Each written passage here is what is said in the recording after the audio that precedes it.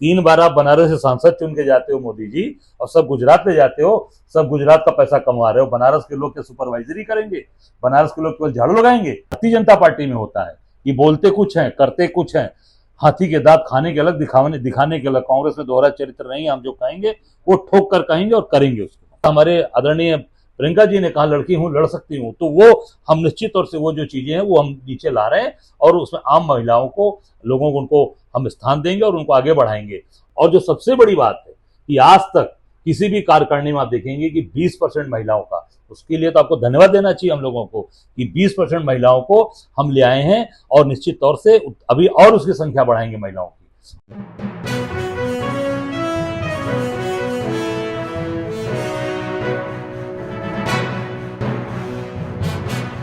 नमस्कार, मैं अनीता चौधरी। और बता दें कि उत्तर प्रदेश के को लेकर के कांग्रेस की कार्यकारिणी का गठन हो चुका है, लेकिन उस कार्यकारिणी पर बात करने से पहले हम बात करेंगे कांग्रेस और बीजेपी के बीच जो फिर एक बार संविधान और इमरजेंसी को लेकर के जो नोक-झोंक चल रही है, उस पर हमारे साथ बात करने के लिए कांग्रेस के उत्तर प्रदेश के अध्यक्ष अजय राय जी हैं।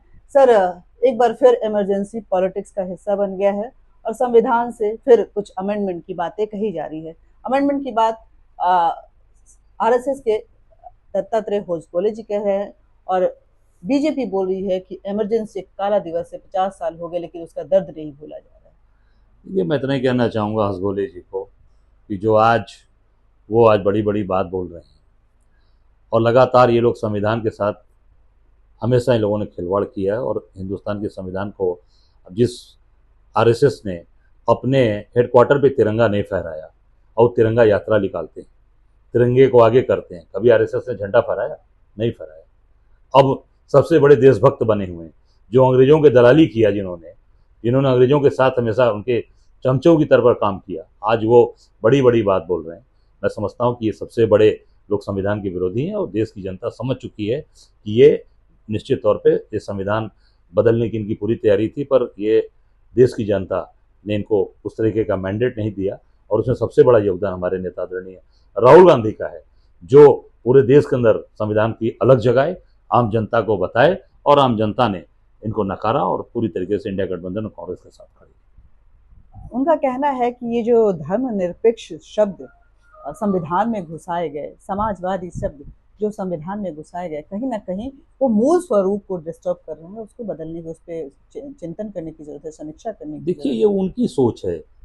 मैं समझता हूँ कि धर्मनिरपेक्ष, ये देश में तो सभी जातियाँ हैं, सभी वर्ग हैं, सभी वर्ग के लोग, हिंदू, मुसलमान, सिख, ईसाई, बौद्ध, जैन, सब हैं इसमें।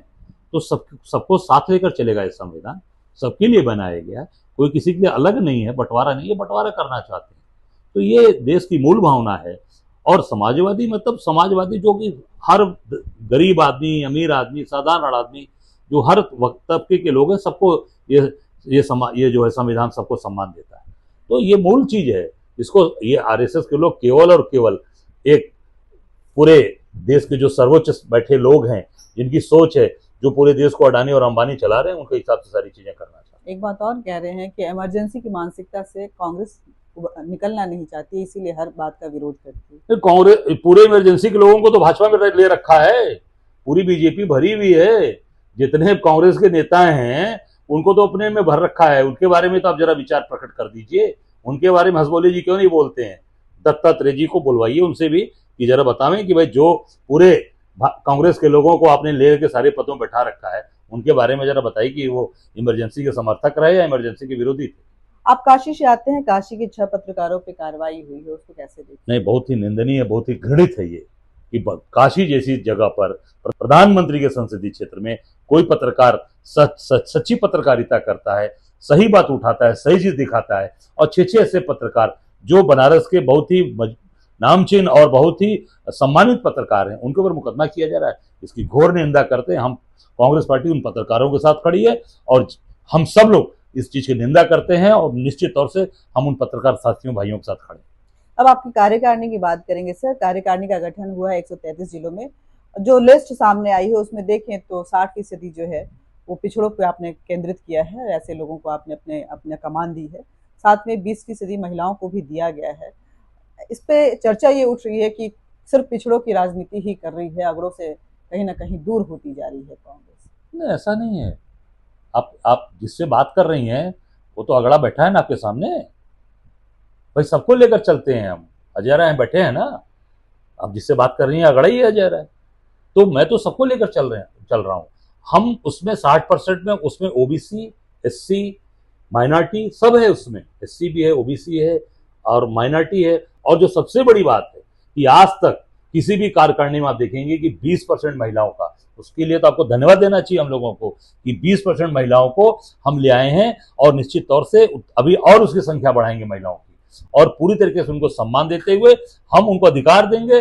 जैसा हमारे आदरणीय प्रियंका जी ने कहा, लड़की हूं लड़ सकती हूं, तो वो हम निश्चित तौर से वो जो चीजें हैं वो हम नीचे ला रहे हैं और उसमें आम महिलाओं को, लोगों को, उनको हम स्थान देंगे और उनको आगे बढ़ाएंगे। और एससी, ओबीसी, माइनॉरिटी की वो पूरी लिस्ट है।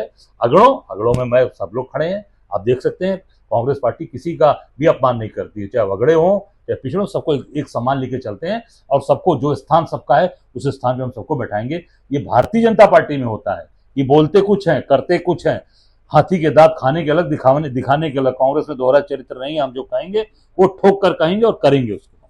यूपी की तैयारी आपकी 2027 के लिए होती हुई नजर आ रही है। अखिलेश यादव भी एक्टिव हैं, आप भी अपने कार्यकारिणी के साथ बिगुल कहीं से न कहीं बजाते हुए नजर आ रहे हैं।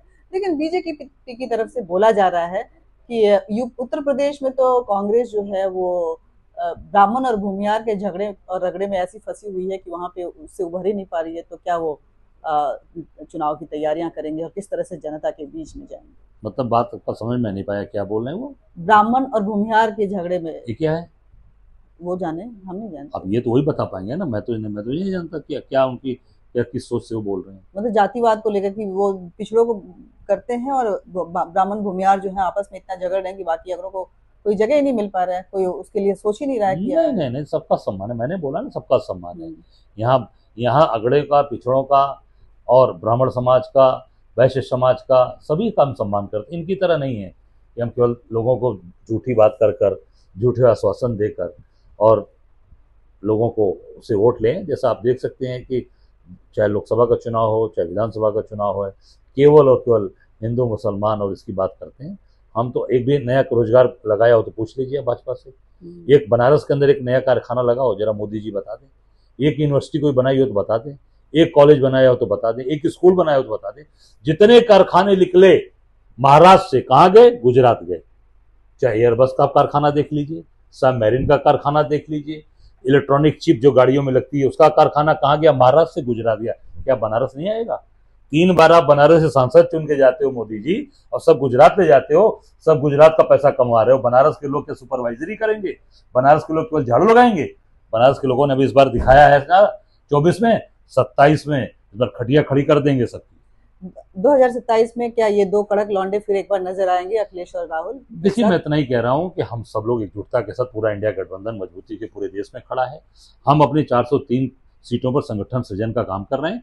और अभी हमारे सामने सबसे बड़ा जो चैलेंज है वो पंचायत का चुनाव है। इस पंचायत के चुनाव में हम कांग्रेस पार्टी को गांव-गांव, घर-घर, नगर-नगर, डगर-डगर हम कांग्रेस पार्टी को खड़ा कर देंगे। उसके बाद हम 27 की बात आपसे बैठ के करेंगे। मैंने ये सवाल इसलिए पूछा अजय जी क्योंकि इमरान मसूद कह रहे हैं कि हम कोई भिखारी नहीं है कि सपा से। देखिए, मैंने स्पष्ट कह दिया कि हम 403 पे संगठन सृजन का काम कर रहे हैं और अभी पंचायत का चुनाव मेरे लिए चैलेंज है।